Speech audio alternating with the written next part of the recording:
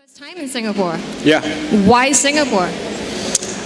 Singapore is, so my family and I wanted to find a place to live for 6 months, and we thought about various places in Asia that we could go, and Singapore just felt like it had the right mix of exciting entrepreneurial activity that's happening in the startup community, and of course English speaking, so it was easy for us to... But you hadn't known all of that, right? You were just reading off of the news. That's right. Singapore. That's right. I had never been here before. Okay, and then you came here, and then he's here for the next 5 months? Yeah, we're here until the end of the year. Okay, end of the year. Okay, so Yeah. you have Jason here in Singapore, right? Yeah. So, okay, apart from Singapore, so why here? Why is us sitting here at this conference a good use of your time? Yeah. Well, actually, before I answer that, I want to say thank you to the Switch team and the Meta Conversations team and Grace and the Impact Hub Where's Grace?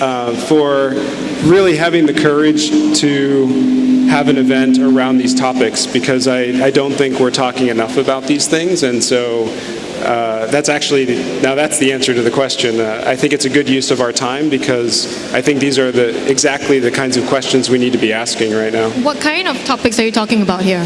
Well, this conversation around the intersection of technology and humanity, and with artificial intelligence and robotics and all the things we've been hearing about today and in recent years, really starting to get to a point where they're actually they're starting to become part of our daily lives, or if they're not already, they will be pretty soon.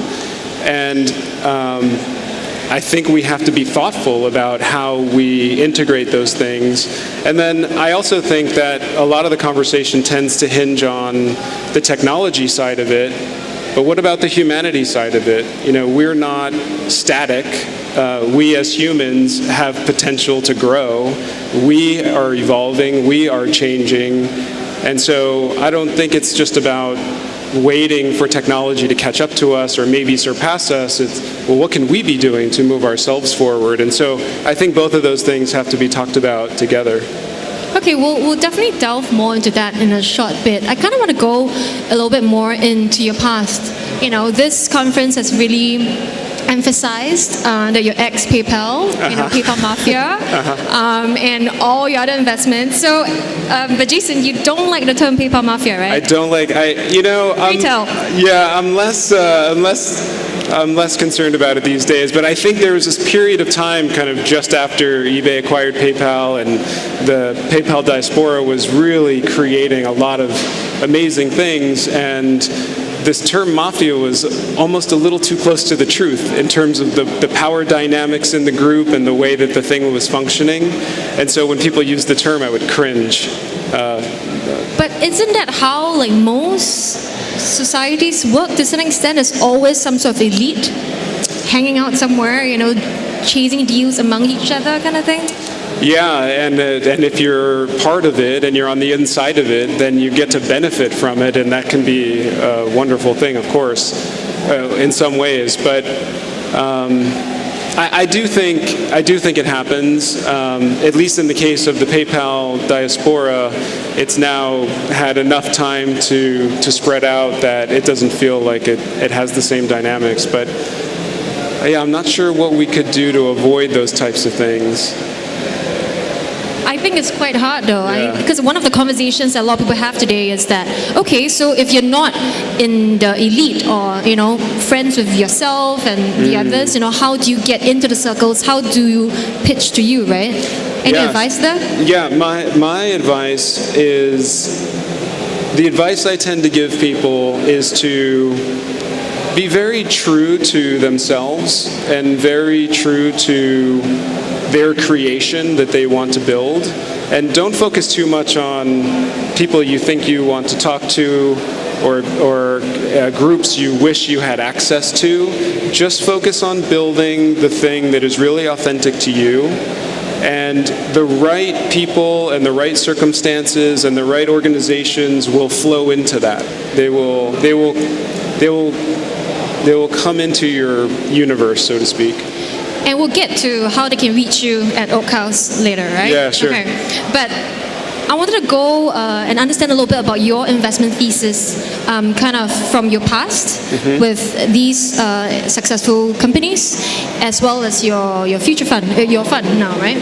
So, was there a common thread in your past investments that attracted you to deciding on making these investments in the first place? Was it the team, the product, or just market timing?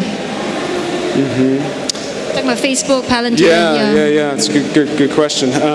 So I think my first experience with this was with PayPal, and the original vision of PayPal is kind of what the cryptocurrency vision is today, liberating payments and liberating the financial system from governments in some way, and that was a big vision. It was much more than just emailing money. And this is the 90s, right? Yeah, this was 1999, and it started in 1999. Yeah, and that even joining then when it was very early. So when I joined, there were 17,000 PayPal users, and you had a sense that you were doing something much bigger than just facilitating electronic payments. Peter Thiel did a great job of harnessing a vision of a future where payment systems were liberated, and kind of sharing that with us and with the investors and other people who were supporting the company, where you had a sense that you were doing something big. There was a big mission. And so then then I went and I helped start his hedge fund, Clarion Capital, and the next venture-backed tech company that I was involved with was Palantir. And again, from day one, we had a very big mission, which was to use the massive amounts of data that are available to, at the time, it was focused on fighting terrorism, and by doing so, enhancing all of our liberties. And so is vision like the main thing? Yeah, so having a big vision, I think, is very important. I think the other common thread I see is that if the team is successful at building the company, it will do something that's good for humanity. So that really will make an impact on humanity. But do you think that sometimes that can be too idealistic? From an investor point of view, sometimes you kind of want more steady returns or something that you can see a potential exit in 2 to 5 years. Having a big vision is great, but having a big vision can also mean a payout only in, 10, 20 years, right? Yeah, well, so I've always taken a very long-term view on these things, and I know that there are investors and venture capitalists who don't, and entrepreneurs who don't, who want to build something that's somewhat more incremental, and I have no judgment on that. I think that all of these creations help us move forward in some way. It's just, if my time is a very scarce resource, whether it's as an employee, like I was at PayPal and Palantir, or as an investor, I have to decide where I want to allocate that time, and I like to focus on things that I feel like are going to have a really big impact and maybe pay out 5, 10, 20 years from now, as opposed to, immediately. Actually, going back to your initial question about being in Singapore, one of the reasons is that I think Asia is going to be increasingly important, both as a capital source and as a source of innovation in the next 20 years. So I'm not thinking next year, I'm thinking for the next 20 years. So we may be back in Singapore in 2 years for 6 months or something like that. Wait, so after this year runs out, where are you headed to next? Well, we live in Park City, Utah. Okay, so you're heading back to the States? That is the current plan. Not jumping around Asia to explore more of Asia? Not yet? Not yet, no. Okay, not yet. Current plan is to go back home, but you'll see. We're pretty open. Maybe there'll be something that keeps you here, right? Yeah. Like some investments. Yeah. But okay, so you've been both an investor and operator, right? What were the biggest differences in terms of course, they're both extremely different, but in terms of the responsibility as an individual, right? As an operator, how do you take onto yourself the building out that vision? Because you joined these companies, you mentioned vision a few times, right? So as an operator, how do you kind of look at building a company? Yeah. So I guess one of the biggest transitions that I had to go through going from being an operator to being a venture capitalist was that as an operator, you're a player, and you're there every day in the middle of what's happening, and you're immersed in it, and you also get the benefit of a lot of feedback, a lot of really subtle things that as an outsider you might not get access to. It's the customer that called back, whereas a couple months ago the customer wouldn't call back. That's a subtle shift in the company, and so as an operator you get to see that. But as an outsider or a venture capitalist, you don't. And so I think there's a lot of the work I do is trying to figure out how to hold like a very neutral space for the company and the entrepreneur that I'm working with, so I can try to listen for those really subtle signals when I'm on the outside. Subtle signals. Okay, I would like to get back to this part in a short bit. But when you were an operator, were there any tell us some confessions? Oh yeah, I'm sure. trying to do the marketing pitch. Grace and the team has marketed you as yeah, you're sure. going to confess, so I need to get you to confess Sure. to us. Yes. Well, I guess there's a lot of things that go right, and there's a lot of things that go wrong, and you have to. And the things that go wrong don't really come out to the surface. They don't really come out as much. There was a time during PayPal's life where, and some of this is all mostly public, but there was some Russian mobsters, I guess, that were kind of taunting Max Levchin, who was the chief technology officer, who really was kind of the conceiver of this notion of using cryptography to transfer money. And they were kind of taunting him on these chat boards saying, we're going to steal all your money. And they were successful at stealing a lot of money from PayPal. So wait, how do you know that these were real, actual Russian mobsters? Well, Max, I don't think Max would lie about that. Okay. And he spoke Russian, and so he was communicating with his people Russian. as they were taunting him. And we were losing millions of dollars a month. How were they stealing the money? They were using stolen credit cards, so you can, apparently on the black market, you can buy CDs full of, and keep in mind this was 2000, this was 17 years ago, so I'm sure things have changed a little bit, but you could buy CDs full of names and social security numbers, and you could set up an automated script to go in and open PayPal accounts and charge $500 to every card and email that money to a bank account, and then they would funnel all that money into one account and take it out. And they could do it within minutes or hours before it could be detected. So those were really scary times, actually. I remember coming to work one day, and my boss at the time was a guy named Roloff Botha, who people might know. He's now the head of Sequoia Capital in Silicon Valley. And I came to work, and he was on the park bench in front of the office with his hands between his head between his hands, like, I think we're done. I think we're done. And it was really scary, yeah. And what happened after? Well, we figured out how to calibrate the potential losses. We figured out how to stem future losses. And Max developed a really insightful piece of technology that really the core of which was human-computer interaction theory. It was, we know that a human fraud analyst, we know that computer algorithms can find some types of fraud, and we know that a human fraud analyst can do other things. How can we get these two to talk as efficiently as possible? And so he developed some software that helped visualize payment flows in the system, and the human fraud analyst could identify fraud much more quickly, and that really saved the company. That saved the company. Yeah.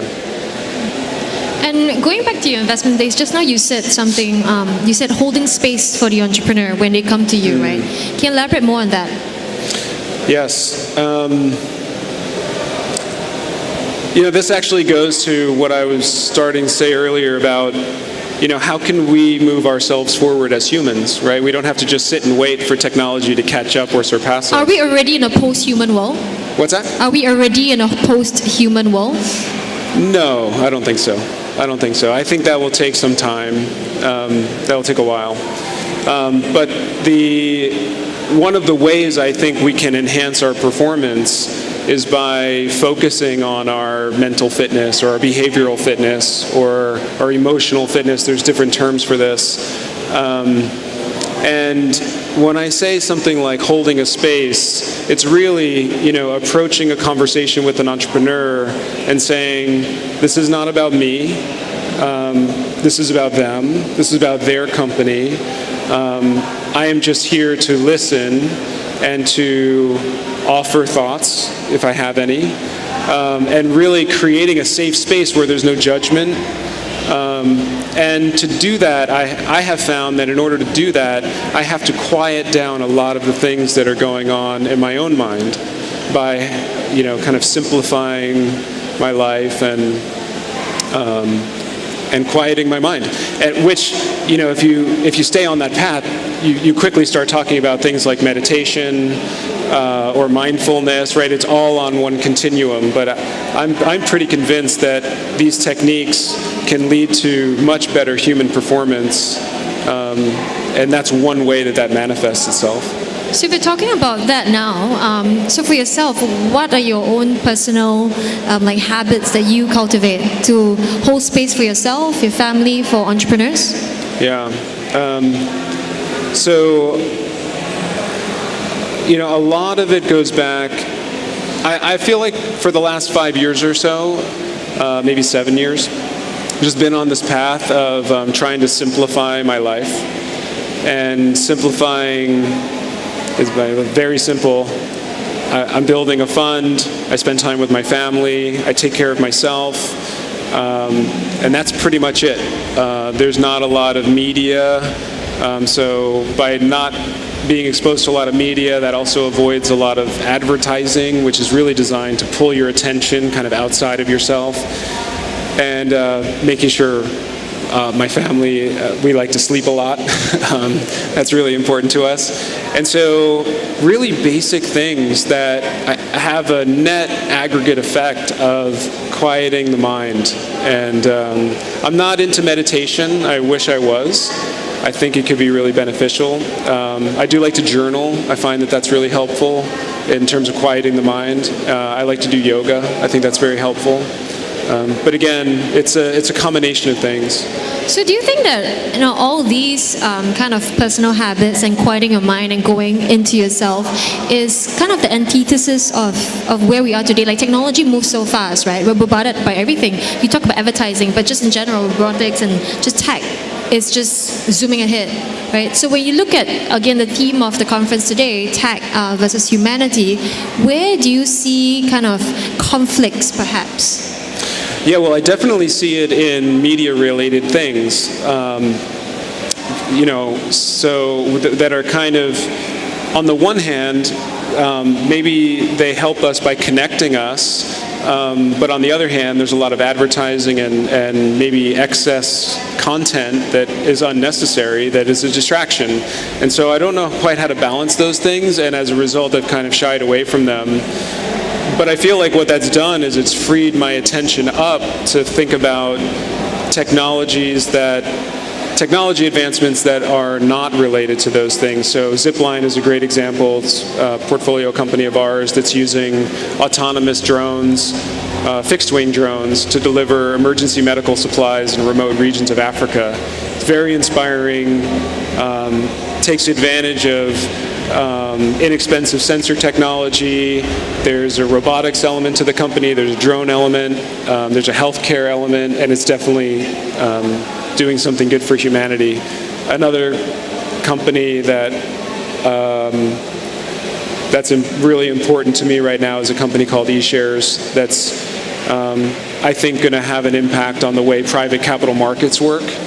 And so those are things where there are applications of technology that I think are going to have a big impact on humanity, but they don't conflict with my sense that we're kind of oversaturated with media and advertising and stuff like that. So in this day, how can humans make meaning of themselves? That's a good question. how can humans make meaning of themselves? I think that it occurs to me as you ask that it's one of those questions that we don't actually have to answer. And I apologize if that sounds like a way of non-answering a question. It's okay. I will listen to you. I'm holding space for you right now. Okay. It feels like one of those things we don't have to answer, that if we focus on the important things that we need to do as a civilization to move ourselves forward, we will create meaning. We will have meaningful lives. We will have a meaningful existence without having to think about having a meaningful life. Does that make sense? I feel like, yeah, it makes some sense to me, Yeah. but I feel like some people may panic if they hear that, They're like, wait, I need to look within myself. I need to just let it flow. That sounds a bit scary. What if something doesn't arise? I don't think that's possible. I think it will. So you have faith. I have a lot of faith, yes. So what would your advice be to everyone here? Because we are talking to an audience here who are both technologists, as well as people who are non-technologists. Some people meditate, some don't. Very varying perspectives, I guess, on kind of charting our lives forward in this world, right? So from whatever you just said, what would be, is there a blanket advice you can give? Yeah, well, I would go back to something I said earlier, which is a lot of the conversation around technology and humanity has been about how do we live with robots, how do we live with artificial intelligence, what do we do if there's a singularity event, where does that leave us? And I feel like in most of those conversations there's a subtext that assumes that the human is stagnant and not advancing. And I think that there's, I feel like there's a good body of data and evidence that suggests that our subconscious mind, our unconscious mind, however you want to refer to it, is at least an order of magnitude more powerful than our conscious mind, and maybe more. And it's processing a lot more data, a lot more variables at one time. And I feel like we should be focusing on how to harness that. And I do think an important part of that is quieting down the conscious mind so you can let that other side of yourself arise and kind of reveal itself. And so, do me a favor, restate your question again, just so I have a... Essentially, if let's say someone in the audience now were to look at building their lives, right, from here on, building their careers and their lives. Yes.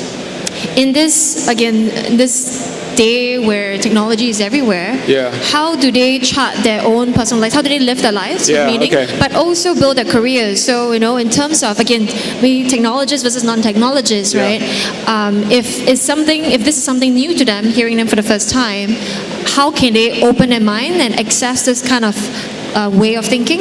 Yeah. Well, I think by being really, being really authentic to the creations that they want to create, and kind of honoring those creations for what they are and honoring themselves for who they are. So I feel like we entrepreneurs often get trapped in this perspective that if I'm starting a company, I have to raise venture capital. And if I have to raise venture capital, my company has to look like this. And I try to remind entrepreneurs that there are lots of different ways to start companies. You don't have to raise venture capital. Venture capital might work for a very thin slice of company types out there. And so when I say being authentic to themselves and their creation, that's a tangible example of what I'm referring to, and saying, what is my company? Is venture capital right for my company? Maybe it's not. Maybe I should just be going out there and selling and using revenue to fund development, and maybe my company will grow a little bit more slowly than the person sitting over there who just got funded by a venture capitalist. But there's nothing wrong with that. And so that's what I mean when I say being authentic to themselves and their creation, instead of trying to get themselves or their creation to fit some mold that they're seeing. So why does that?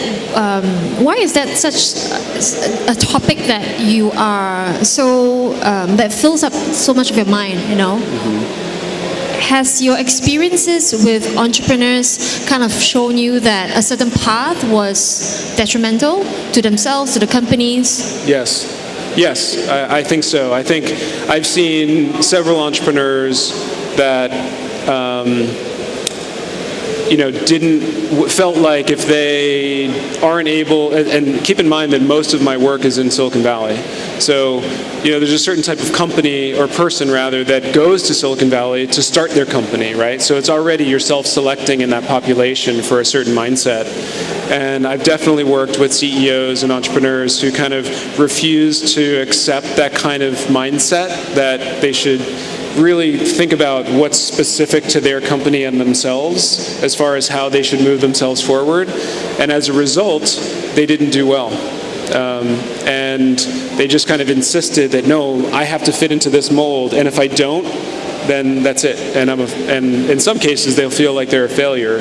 And I really try to coach them through that, say, no, you're not a failure. So how do you coach them too? Because if you look at the developments over the next 2 to 5 years, right? How can companies, governments, and individuals and entrepreneurs kind of cope with this upcoming future? I mean, we heard Sophia introduce the conference with Grace, right? Yeah. And that's just one example.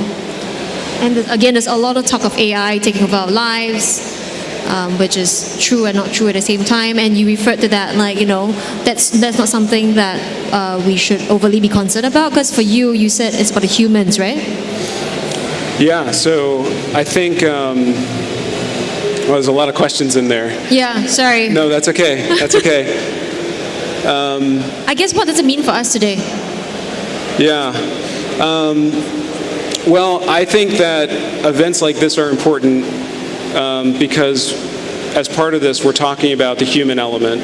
And so I think what it means for us today is how do we focus on what makes us uniquely human and separate and apart from technology. And I feel like entrepreneurs are humans. People who are going to be starting companies for the next foreseeable future are going to be humans. And so we should be focused on how do we optimize our own performance. How do you optimize your own performance?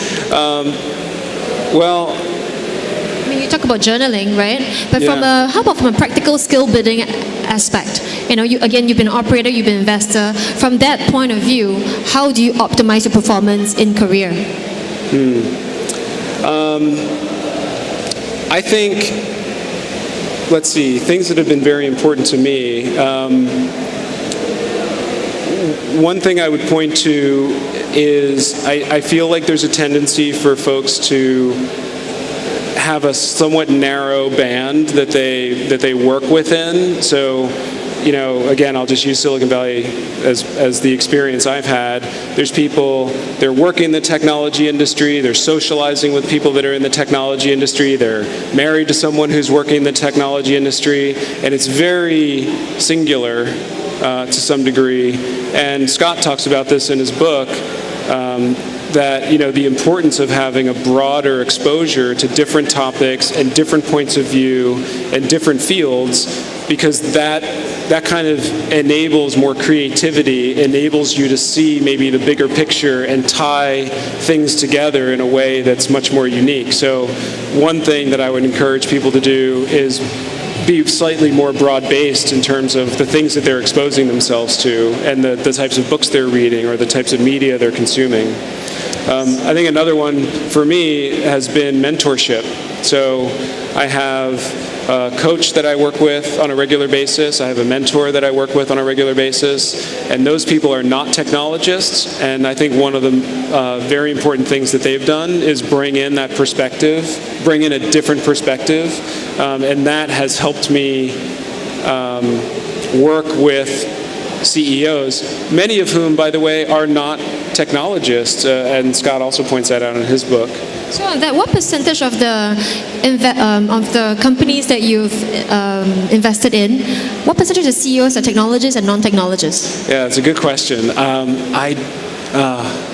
it would be hard to come up with the overall percentage right now. Sure. The thing that does stand out to me, though, is of the ones that were the most successful, how many of them had a kind of a technologist versus a non-technologist. And my first experience was PayPal, and Peter Thiel was a philosopher, and Mike Moritz, who was at Sequoia at the time and was a very influential investor in the company, was a journalist. And obviously Mike, as CEO of Sequoia, was legendary, I think.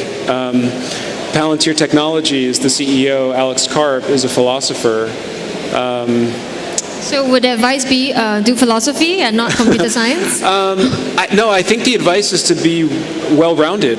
I think that's the advice, and I think it's true. I think it's so. Mark Zuckerberg studied computer science and psychology, and so that might be a great example as well. Steve Jobs was much more of an artist than a computer scientist, right? So there's something here about being more well-rounded and embracing, again, going back to technology and humanity. The focus tends to be so much on the technology side, and what I'm trying to do is say, let's not forget about the humans. You know, we're an important part of the equation, and I think by embracing the totality of that that's how we advance. So do you bring a lot of that into Oak House Partners? Yeah, absolutely. I mean, it's the way we run the firm. So what is the one thing that Oak House Partners, what's the one thing you want Oak House Partners to be the best at in the world? I want it to be the best at supporting entrepreneurs that are really with really big visions over long time horizons that want to solve really big problems. Long time here. Yeah, so I would say it doesn't scare me we're about to make an investment in a company in a few weeks that I think when people ask me, when will this company be valuable, I say in 20 years. So that I have no issue investing for that. When is too long? Is 100 years too long? 100 years feels pretty long. I think maybe it's selfish of me, but I would like to see part of the success in the future. Maybe there's life extension, you know? There might be. That would be great. Telomere, lengthening and stuff like that. But yeah. Okay, so to wrap things up, I like asking VCs this last question, right? Okay. So in this whole raising funds world, there's always this talk of like the VCs having the power because you have the money, the influence, right? Yes. And you always say, okay, you know which VC is going to pick me, right? Yeah. But I also say it's, as an entrepreneur, you have to pick the VCs, yes. right? So to throw it back at you, yes. So why should entrepreneurs pick you and Oak House Partners to be, to invest in them? Well, first of all, one, because we believe that they have all the power, and I really think they do. There's nothing more. There's nothing. It's an interesting dynamic if I talk with an entrepreneur who's like, I don't need venture capital money because my business is so wonderful. I'm like, wait, I want to invest. All the more you want in, right? Yes. And so that's kind of a fascinating dynamic. But first of all, I think it's because we understand that. Secondly, I think we're willing to take risk when others aren't, because we're willing to take a really long-term view. So I think if someone has something that they think is very bold, they're having trouble finding someone who's willing to take a risk, and they have a really long time horizon, that's when I think I want Oak House to be partner. I want Oak House Partners to be known for that. Okay, perfect. Yeah. Thank you so much, Jason, and thank you, Meta Conversations, for having us. My name is Gwen. Thank you for listening.